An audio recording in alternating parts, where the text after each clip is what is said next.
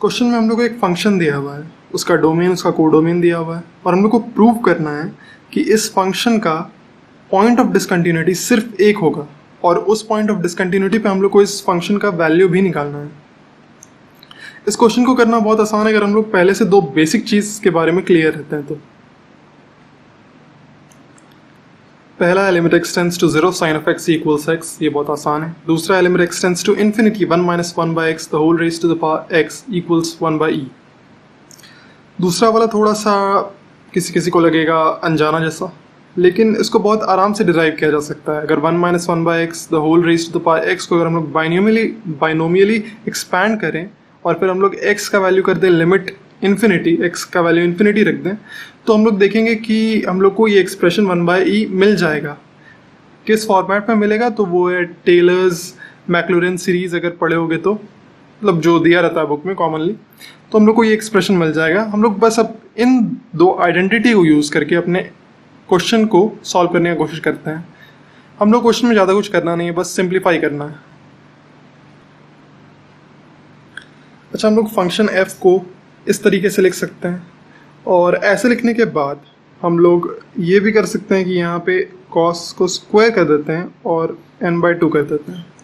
हम cos को square इसलिए करना चाह रहे हैं क्योंकि हम cos स्क्वायर को फिर sin स्क्वायर में बदलेंगे और फिर sin स्क्वायर का वो आइडेंटिटी, वो जो sin x वाला आइडेंटिटी में लोग देखें, उसका हेल्प लेके हम लोग इस क्वेश्चन को और सिंप्लीफाई करने की कोशिश करेंगे। अच्छा, तो हम लोग इसको साइन स्क्वायर में लिख दिए हैं। अच्छा, अभी चीज़ देखो, जब n टेंड्स कर रहा है इन्फिनिटी की तरफ तो 1 by n to the power x किसकी तरफ टेंड करेगा? मान लेते हैं n को एक बहुत बड़ा नंबर है, जैसे n 1 लाख, तो 1 by n 1 by 1 lakh to the power 1 क्या होगा? बहुत छोटा नंबर होगा, टेंड करेगा जीरो की तरफ। 1 by 1 lakh to the power 2, 1 lakh का स्क्वायर, तो 1 लाख का स्क्वायर बहुत बड़ा होगा और 1 बाई 1 लाख का स्क्वायर 0.00 समथिंग कुछ आएगा, तो ये टेंड करेगा जीरो की तरफ। अगर x का वैल्यू हम लोग 0.5 या 0.2 भी रखेंगे तो हम लोग देखेंगे 1 by 1 lakh to the power 0.5 या टू द पावर 0.2, तो नीचे वाला नंबर बहुत बड़ा नंबर होगा, ऊपर 1 है, तो हम लोग को फाइनली एक छोटा सा नंबर मिलेगा। मतलब जब n करेगा टेंड इन्फिनिटी की तरफ तो 1 by n to the power x जो है वो टेंड करेगा जीरो की तरफ।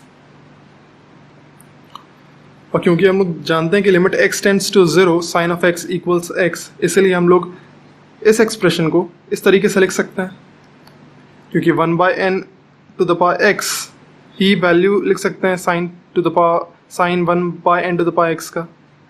अच्छा, अब हम लोग क्या करते हैं कि इस ब्रैकेट को एक्सपैंड करते हैं और फिर देखते हैं हम लोग क्या कर सकते हैं। अच्छा, तो जैसे हम लोग ब्रैकेट खोलते हैं तो हम लोग को ये एक्सप्रेशन दिखता है।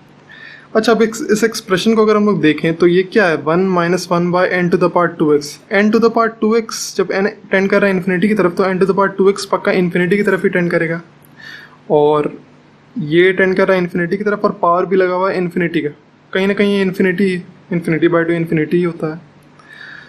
तो अब इस एक्सप्रेशन से हम लोग को एक एक्सप्रेशन वो वाला नहीं याद आ रहा है जिसको हम लोग डिराइव किए थे, 1 minus 1 by x the whole raise to the power x, जहाँ एक्स टेंड कर रहा था इन्फिनिटी की तरफ। ये वाला एक चीज़ भी इन्फिनिटी की तरफ और ये वाला चीज़ भी इन्फिनिटी की तरफ, और बाकी सबको तो सेम है।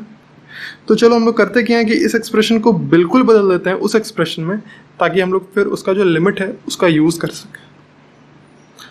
तो सबसे पहले क्या करते हैं, इसको मल्टीप्लाई कर देते हैं N to the power 2x से, जो नीचे है ना यहाँ पे, उससे मल्टीप्लाई कर दे रहे हैं ताकि हम लोग इसको उस फॉर्मेट में ले जा सकें।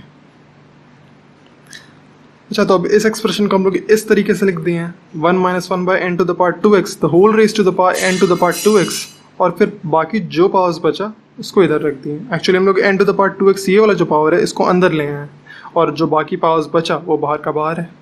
अच्छा, अब ये वाला जो एक्सप्रेशन है बिल्कुल एग्जैक्टली मैच कर गया उस एक्सप्रेशन से जिसको हम लोग डिराइव किए थे, तो इसके जगह हम लोग लिमिट का यूज़ कर सकते हैं और वैल्यू यहाँ पे लिख सकते हैं 1 बाई ई।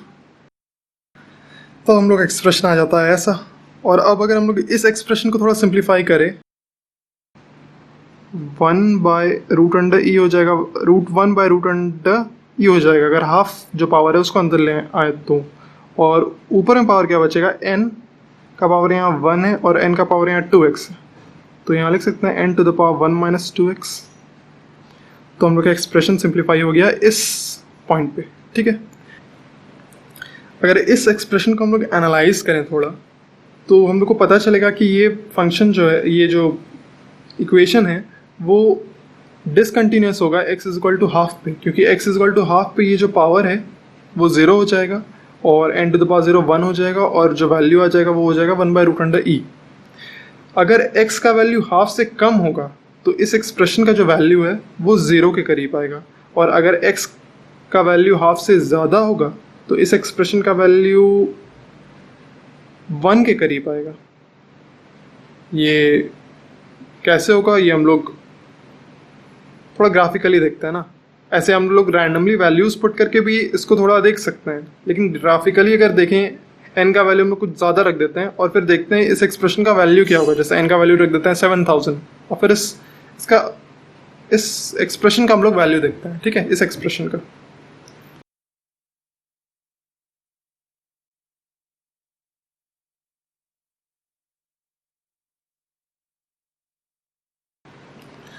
तो ग्राफिकली हम लोग को देखने से पता चल जाता है कि ये फंक्शन डिसकंटिन्यूस होगा और इस फंक्शन का पॉइंट ऑफ डिसकंटिन्यूटी होगा x is equal to half, और उस वैल्यू पे इस फंक्शन का वैल्यू आएगा क्या, वो तो यहाँ से दिख रहा है कि x का वैल्यू अगर हम लोग हाफ रख दें तो यहाँ n टू द पावर 0 हो जाएगा, n टू द पावर 0 का वैल्यू हो जाएगा 1 और limit n tends to infinity 1/√e to the power 1 का वैल्यू क्या होगा, फंक्शन का वैल्यू f ऑफ हाफ पे क्या हो जाएगा 1/√e।